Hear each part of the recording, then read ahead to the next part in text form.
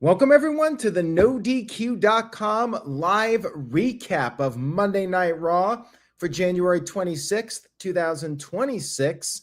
We have the Royal Rumble in less than a week away, Riyadh, Saudi Arabia.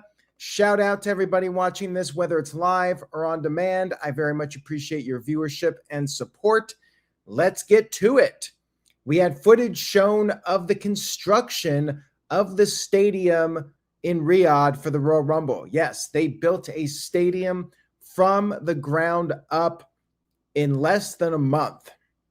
That is quite the feat, and people are making their jokes about it, but it looks pretty good, all things considered, for how fast they're building it. I'm more excited about seeing the actual stadium than the matches at this point, because I feel like WWE did a piss poor job of building up the Royal Rumble. Let's be real here. And I'm saying this now before we even get to the recap. But let's talk about Raw. We opened up the show with the phenomenal one, AJ Styles. He confirmed that 2026 will be his last year, but he's not done yet. He said there's no reason why 2026 can't be the year of AJ Styles. He said he wants to be the world champion one more time.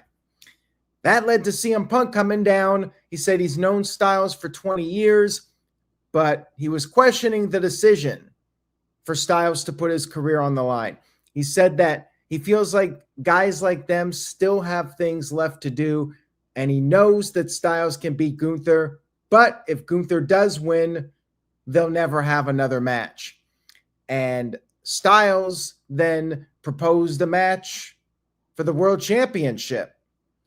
And he said that he could become number one contender if he beats Punk.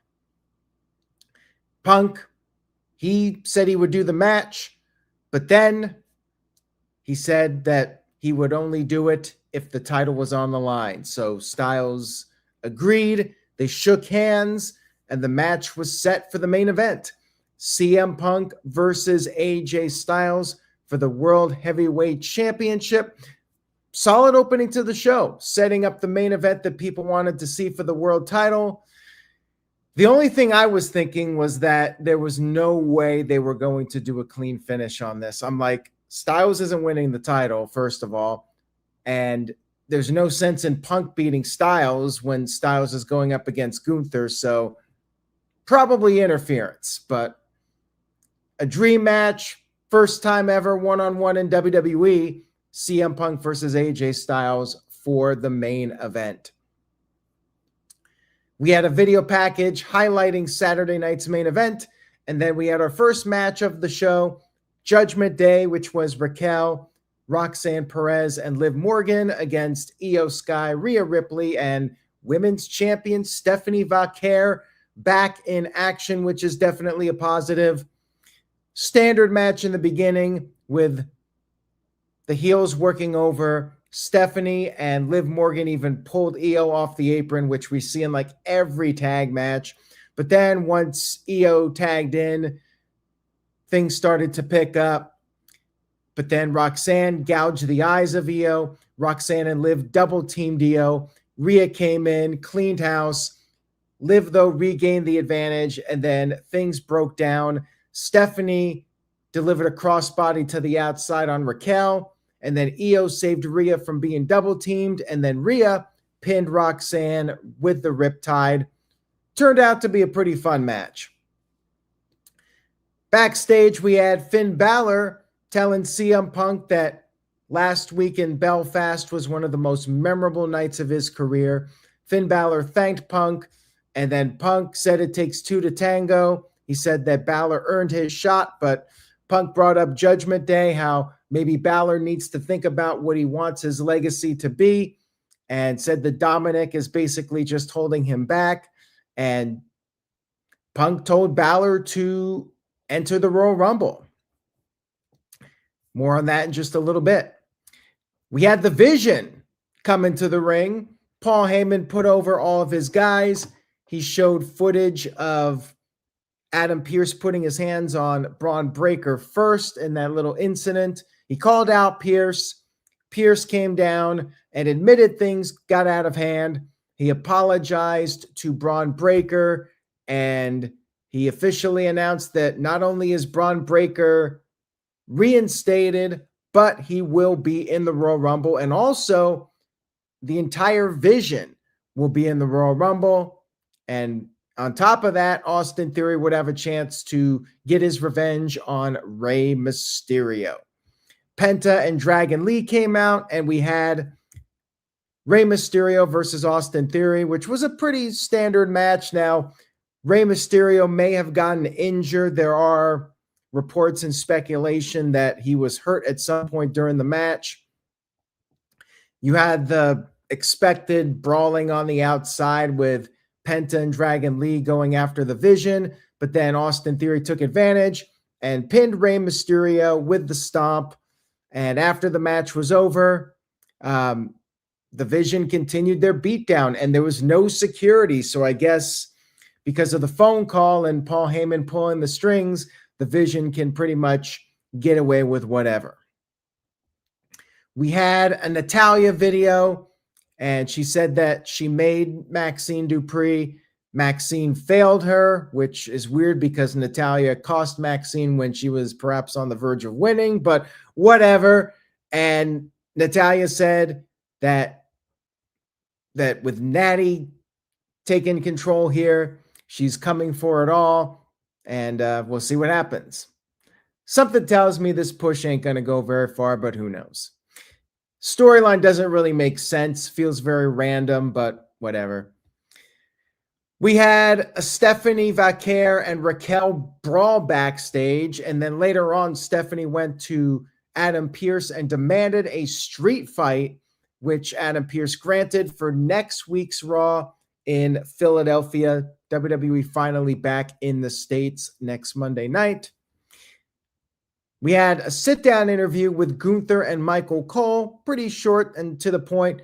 Gunther just said that he's tired of the old-timers wearing out their welcome, and he intimidated Michael Cole a little bit, saying that he could even end the career of Michael Cole. But he wants Cole to be at ringside to announce that the career of AJ Styles is over. Next up, we had a four-way tag team match, the Creeds versus the Americanos versus the New Day versus Alpha Academy, which is Otis and Tozawa. Jey Uso was at ringside. Still no Jimmy Uso, and they said Jimmy's dealing with personal issues, which concerns me. Hopefully everything is okay with Naomi. I know she's pretty far into the pregnancy at this point, but that's a little bit concerning that they said it was personal issues. Anyways, match was entertaining for what it was. Each team got in their offense. We had a little bit of comedy with Xavier getting headbutted in the crotch, and then Otis came in and did the caterpillar, and then Tozawa came in and was cleaning house on everybody. Grayson Waller interfered, but he got taken out, and then Jey Uso super kicked Waller, and then Tozawa came off the top of the senton and got the 1-2-3 victory. I thought this was a solid match. Tozawa and Otis winning, it is what it is. Like, it feels just like a filler match to me for the Usos. I mean, I'd rather see New Day versus Usos, although New Day has really gone south with the act. It has definitely jumped the shark, but maybe they could build up the New Day. I mean, it would be nice to really push the New Day strong and then have the Usos versus New Day at WrestleMania. I don't know. Just spitballing here. Still waiting on Chad Gable. So they're definitely saving some stuff for the Rumble. No Chad Gable on this show. And also there was no Brock Lesnar. We'll get to that in a little bit. Backstage, Finn Balor went up to Adam Pearce and officially declared for the Royal Rumble. But Pearce told him that the Rumble is full. And then Liv Morgan wanted to know what was up with CM Punk, and Balor said he needs to figure it all out. Yeah, Finn Balor left out of the Royal Rumble because he already got his title shot, so that's that for him. Then Becky Lynch announced that she is entering the Women's Royal Rumble, and then Asuka and Kairi Sane confronted her. We had a little bit of humor here. And also Javon Evans wished AJ Styles well. Apparently Javon entered during the commercial break, so he must have taken the last spot from Finn Balor.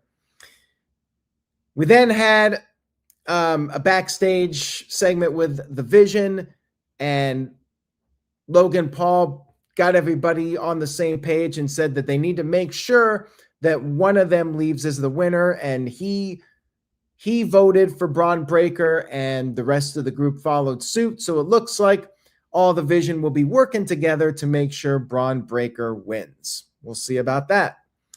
And speaking of Royal Rumble entries, Obafemi via a video package is officially in the Royal Rumble. No surprise here that he would be in it. So there you go. Obafemi officially in the Royal Rumble. And then finally, we had CM Punk versus AJ Styles in the main event. I have to be blunt with you guys. I wanted to be into this match, but I wasn't. And I think the reason was that I just did not expect a clean finish here. And it was a pretty lengthy match. They both did their submission attempts, and Punk applied the Anaconda Vice. Styles escaped. CM Punk hit the GTS on the outside, and Styles, of course, beat the count. Everybody beats the count at 9. And then Styles did manage to hit the Styles Clash, but Punk kicked out. And then Styles countered Punk countered the Phenomenal Forearm. And then they traded blows back and forth. Both guys were down. It seemed like the crowd was a little subdued too. They were chanting, but you could also see the cell phone lights on, the fireflies, which normally means the crowd's not that invested. So that was interesting. And then both guys got to their feet, and Punk was perhaps on the verge of winning. But then, sure enough, we had the predictable outside interference, and it turned out to be Finn Balor interfering, attacking CM Punk, causing a disqualification, and then he took out Punk with multiple coup de grace, like 3 of them. And the show ended with Finn Balor back to being a heel in the good graces of Judgment Day. We got the babyface tease, and well, that ain't happening. He's back to being a heel, and they're going to keep this feud going. I have to say I was pretty disappointed with the ending, and I'll tell you why. I think that they had a great opportunity to turn Finn Balor babyface. It was organic.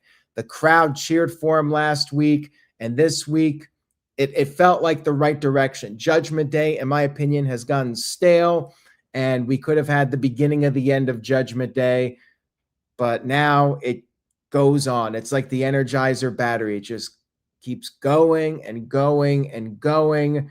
And I think it's the wrong move, Dylan. I do not think it's the right move. I think you had a chance to organically turn Balor and get him out of the Judgment Day and let him be a babyface, have him with his own music for the rest of his career in WWE.